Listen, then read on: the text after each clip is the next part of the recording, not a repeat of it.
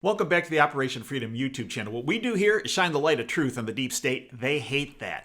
We do it figuratively with our presentations. We do it literally with our sponsor's product, PatriotLegacy.com. PatriotLegacy.com, featured product of theirs, the Patriot Beacon. 6 overall lighting functions. In addition, solar powered, don't need batteries. You can charge your other devices like your phone from it. In addition, you got a compass, you got a window breaking hammer, and you got a seatbelt cutter. Plus, if those deep state dweebs get just a little bit too close to you, blast them with this.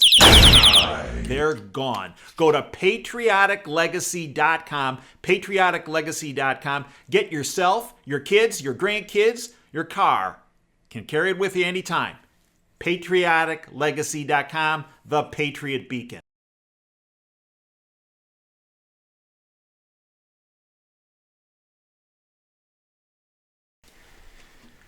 The IG states the FBI wasn't aware of the dossier until well after the Crossfire Hurricane investigation started. States that technically a tip from a friendly foreign government is all you need as a predicate for a counterintelligence operation. In other words, all they needed was some other intelligence agency dweeb from another country to say, hey, I think there's something maybe going on with this guy.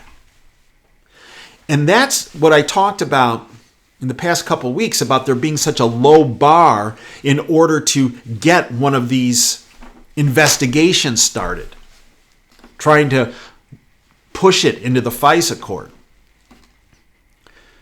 What the Inspector General states, and we'll read it to you, was that, well, it appears this whole Crossfire Hurricane started when this Alexander Downer from Australia, who, by the way, has ties to who? Yeah, Brennan and the CIA. He came forward and said to the Department of Justice, FBI, I think this Carter Page guy, well, I think there's something going. The whole thing with really Papadopoulos, right? Papadopoulos, and then Page is tied in with Papadopoulos because he's with the, yeah. So it's all tied to the Russian. That's what started this whole thing.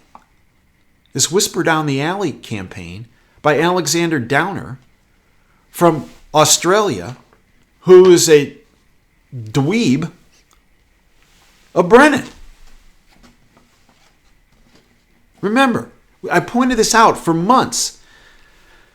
Halper out of England, Mifsud out of Italy, Downer out of Australia, are all CIA linked. And they were there to dirty up Papadopoulos, part of the Trump campaign. And then link it into what was going on with Page and Manafort and Flynn and all of them.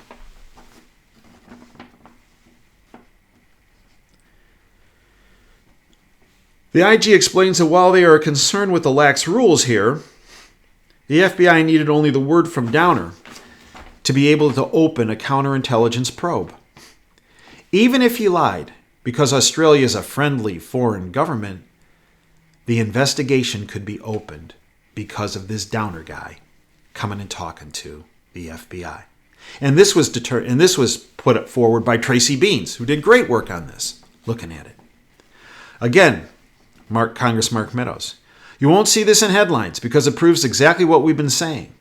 The FBI used knowingly false and dubious information in a FISA as an excuse to surveil American citizens in the Trump campaign and kept using the same bad info in renewals. Stunning abuse of power.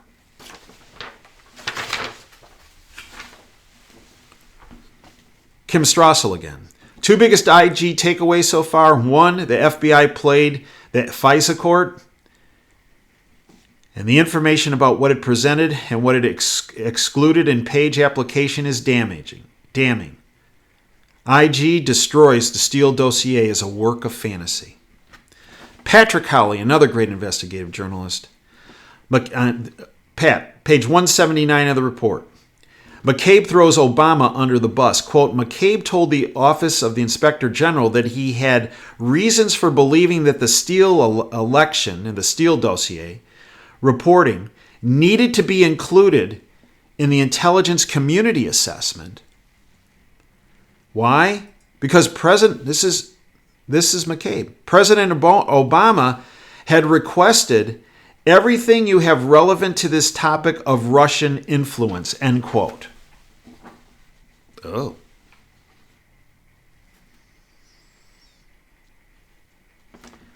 President Trump.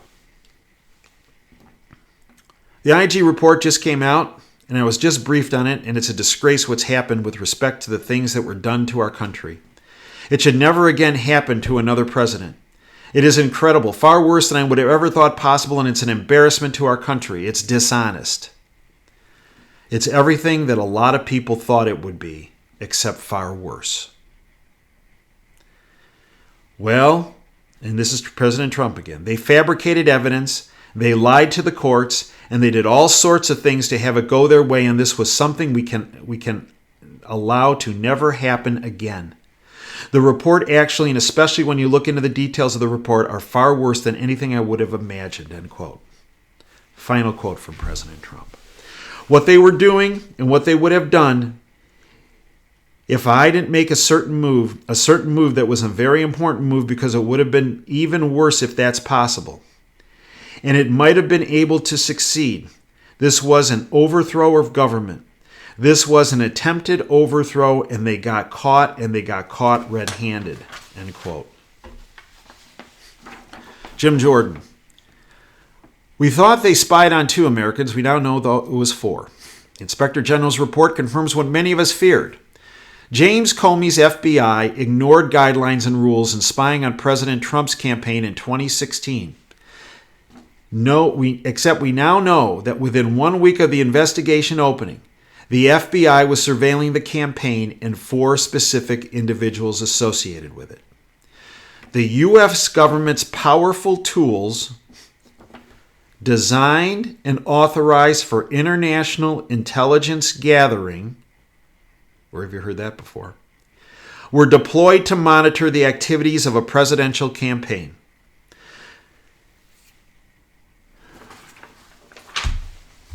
I want to hit you with a couple things from the Inspector General's report. The way it opens.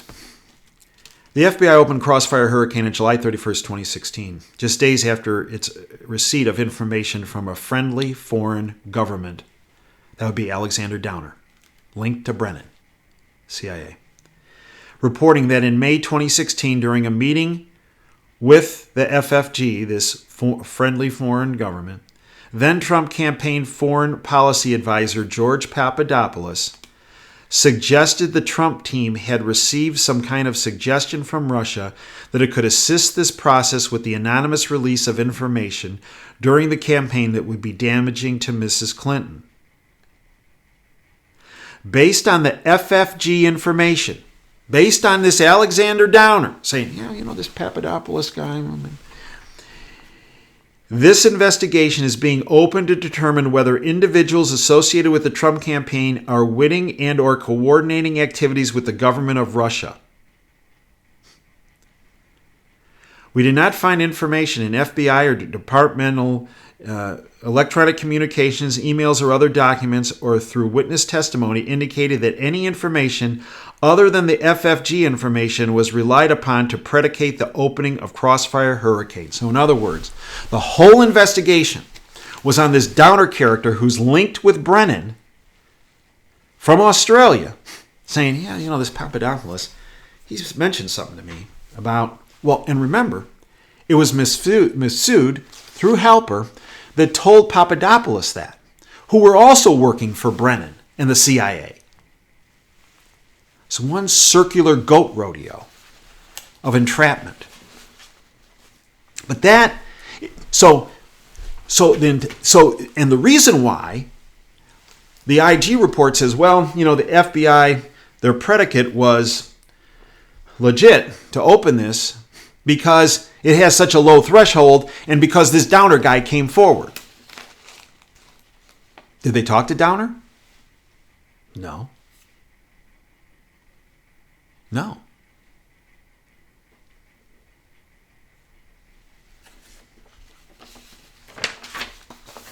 Go to another highlight.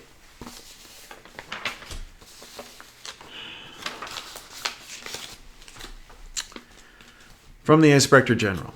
We determined that the FBI's decision to rely upon Steele's election, the dossier, reporting to help establish probable cause that Page was an agent of Russia was a judgment reached initially by the case agents on the Crossfire Hurricane team. We further determined that FBI officials at every level concurred with this judgment, from the Office of the General Counsel attorneys in the FBI assigned to the investigation to senior officials, then the General Counsel James Baker, then Deputy Director Andrew McCabe, and then Director James Comey. FBI leadership supported relying on Steele's reporting to seek a FISA order on Page after being advised of giving consideration to concerns expressed by Stuart Evans. Stuart Evans appears to be the only person who said, there's some problems with this Steele dude and what he's saying. It's not being corroborated.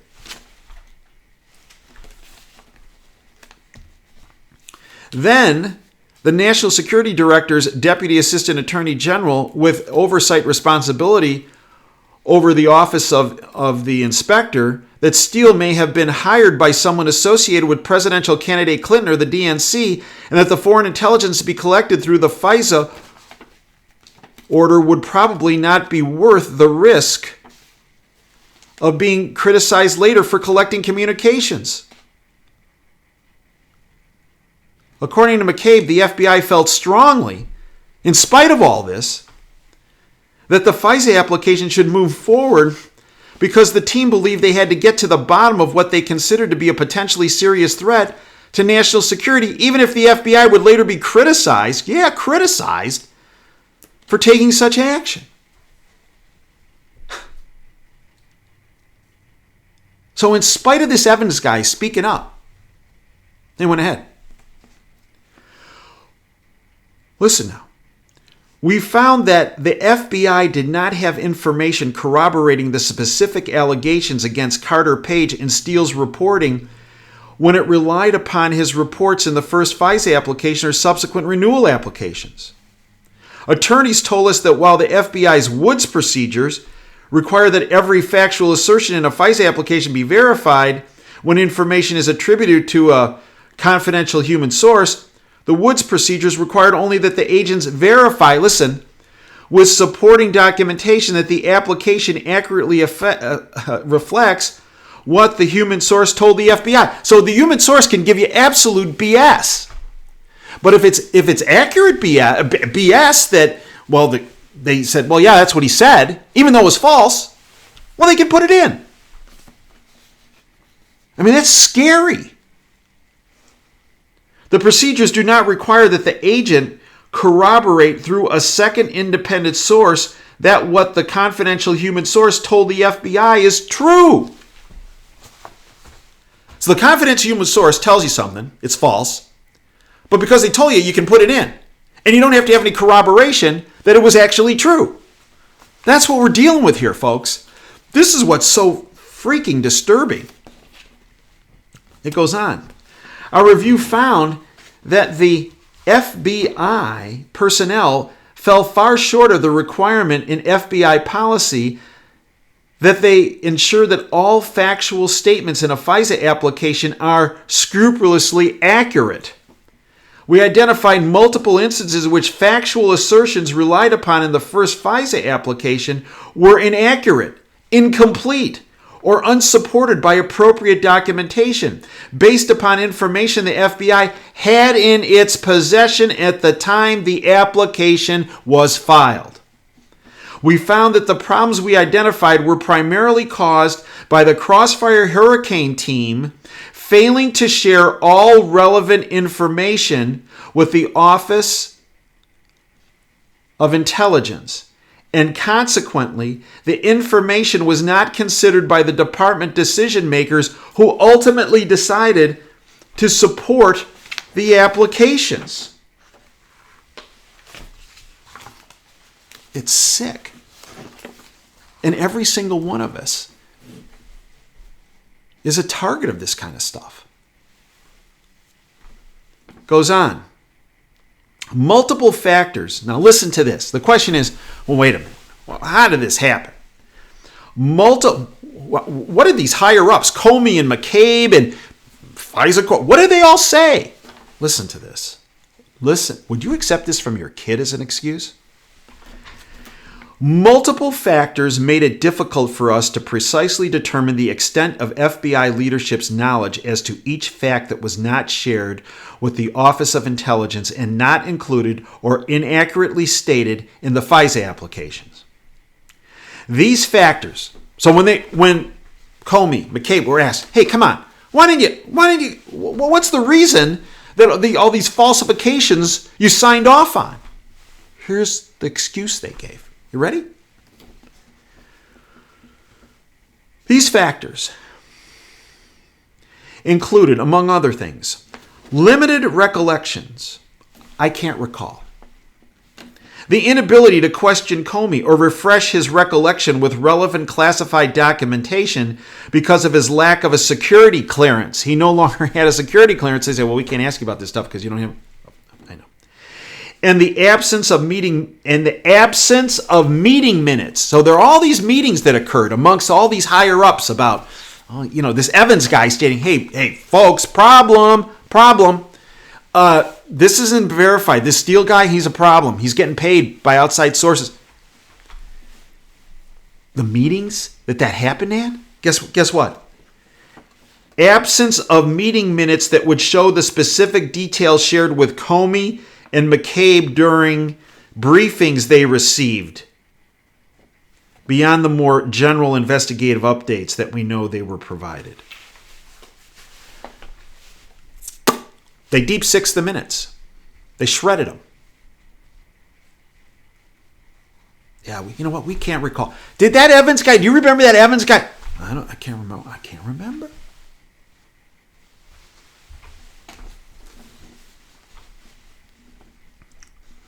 This is what's so infuriating. We learned that whether and how to present Steele's reporting in the intelligence community assessment. Remember, that intelligence community assessment was used to generate this whole Russian hoax narrative. Steele's reporting in the intelligence was a topic of significant discussion between the FBI and other agencies participating in it. An FBI Intel section chief told us, ready for this?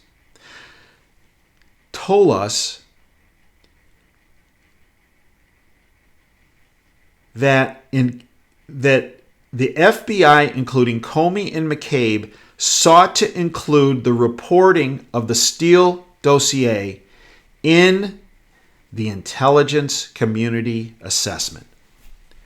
So it was Comey and McCabe who said, oh, yeah, you got to put that in there. You got to put that in there. Why? Well, how about this?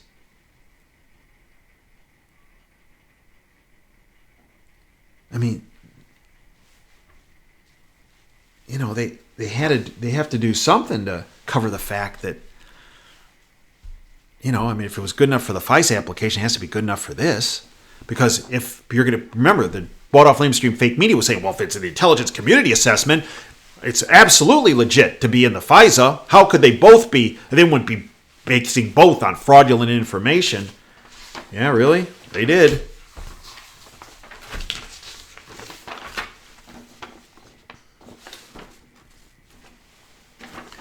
I want to tell you the conclusions.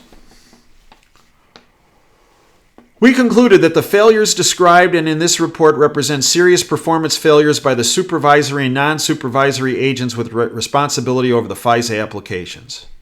Yeah. These failures prevented the Office of Intelligence from fully performing its gatekeeper function and deprived the decision makers the opportunity to make fully informed decisions. That would be the FISA court judges. They got a mouth. They should ask some questions. Although some of the factual misstatements and omissions we found in this review were arguably more significant than others, we believe that all of them taken together resulted in FISA applications that made it appear that the information supporting probable cause was stronger than was actually the case. In other words, the FISA applications were fraudulent. And my point is every single one of those people that signed them should have been recommended for prosecution. And that's where Horowitz didn't pull the trigger. We identified at least 17 errors or omissions in the Carter Page FISA applications, and 17 errors. Imagine if you're a physician. Well, I only had 17 errors in that operation I performed. Really? Yeah, the person almost survived, but hey, whoa. Seriously.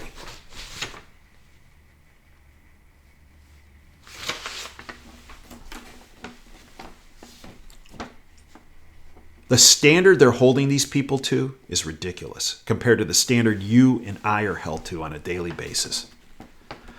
We identified at least 17 significant errors or omissions in the Carter Page FISA applications and many additional errors in the Woods procedures. These errors and omissions resulted from case agents providing wrong or incomplete information to the Office of Intelligence and failing to flag important issues for discussion.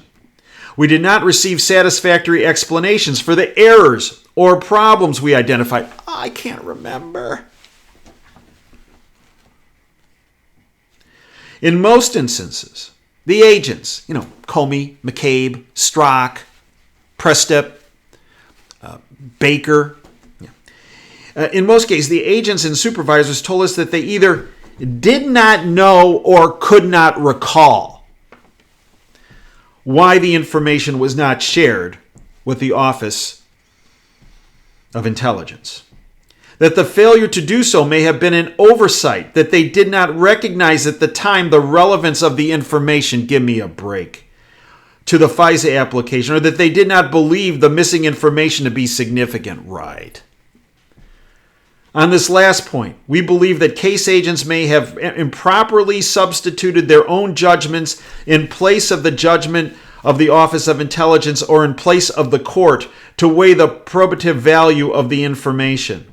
Further, the failure to update the Office of Intelligence on all significant case developments relevant to the FISA applications led us to conclude that the agents and supervisors did not give appropriate attention or treatment to the facts that cut against probable cause, or reassess the information supporting probable cause as the investigation progressed. The agents and the special agents also did not follow or appear to even know the requirements in the Woods procedure to re-verify the factual assertions from previous applications. I'll leave you with one more. That so many basic and fundamental errors were made by 3 separate hand-picked teams on one of the most sensitive FBI investigations that was briefed to the highest levels within the FBI, and that FBI officials expected would eventually be subjected to close scrutiny, raised significant questions regarding the FBI chain of commands, management, and supervision of the FISA process. And every single one of them should have been held accountable, and every single one of them should have been recommended for prosecution. That's what's so frustrating. Because the evidence is all here. It's clear. It is beyond overwhelming. There is no reason of doubt or reasonable doubt when you read this report. FBI headquarters established a chain of command for Crossfire Hurricane that included close supervision by senior managers who then brief FBI leadership throughout the investigation. We concluded that the information that was known to the managers, supervisors, and senior officials should have resulted in questions being raised regarding the reliability of the Steele reporting and the probable cause supporting the FISA applications, but did not happen. In our view, this was a failure not only of the operational team, but also the managers and supervisors, including senior officials in the chain of command.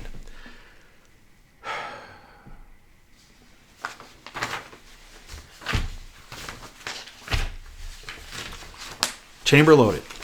Safety released. Finger on the trigger. And then he didn't pull it. Enter Attorney General Barr. Minutes after this was released. The Inspector General's report now makes clear that the FBI launched an intrusive investigation of a U.S. presidential campaign on the thinnest of suspicions that, in my view, were insufficient to justify the steps taken. It is also clear from its inception the evidence produced by the investigation was consistently exculpatory. Nevertheless, the investigation and surveillance was pushed forward for the duration of the campaign and deep into President Trump's administration. In the rush to obtain and maintain FISA surveillance of Trump campaign officials, FBI officials misled the FISA court, omitted critical exculpatory facts from their filings, and suppressed or ignored information negating the reliability of their principal source. The Inspector General found the explanations given for these actions unsatisfactory. While most of the misconduct identified by the Inspector General was committed in 2016 and 2017 by a small group of now former FBI officials, the malfeasance and misfeasance detailed in the Inspector General's report reflects a clear abuse of the FISA process. And finally, John Durham, prosecuting attorney, weighed in after this was released. Quote, I have the utmost respect for the mission of the Office of the Inspector General and the comprehensive work that went into the report prepared by Mr. Horowitz and his staff. However, our investigation is not limited to developing information within component parts of the Justice Department. Our investigation has included developing information from other persons and entities, both in the United States and outside the U.S. Based on the evidence collected to date, and while our investigation is ongoing, last month we advised the Inspector General that we do not, underline not agree with some of the report's conclusions as to predication and how the FBI case was opened. Chamber loaded. Safety released. Finger on the trigger. Horowitz didn't pull it. He handed it to Barr and Durham. That's where we stand. As I mentioned before, I have read many pieces of legislation, many reports over the 30 years I've been involved in policy. I have never read one such as this IG report that is so damning to the Justice Department and the FBI and the FISA court. I believe based on this, the FISA court should not be renewed in March of 2020. I believe the FBI entire house needs to be clean, and that starts with Wray needs to go as director of the FBI. I believe the Department of Justice needs beyond a house cleaning. Many people say, well, these actors are no longer present. There's some of them still there. It all needs to be cleaned out. The question? Will Barr and will Durham pull the trigger? Here's the bottom line. If they don't, our country's done. Period. Call me an optimist. I think they'll pull that trigger. A chamber that Horowitz loaded. I mean, it was comprehensive what he provided and his team provided. But he didn't pull the trigger. I believe Barr and Durham will. We'll know soon enough. Thanks for your time. Until next time, Dave Janis signing off. I hope you'll join us. I'm going to do a more in-depth analysis on our subscription platform of the WTF show this week. We're also going to be doing a lot on the radio show this week. I hope you become a member of our premium service subscription family, our Freedom family. Without our subscribers, this YouTube channel, the radio show, and the website would not exist. Until next time, Dave Janis signing off. Dream big and dare to fail.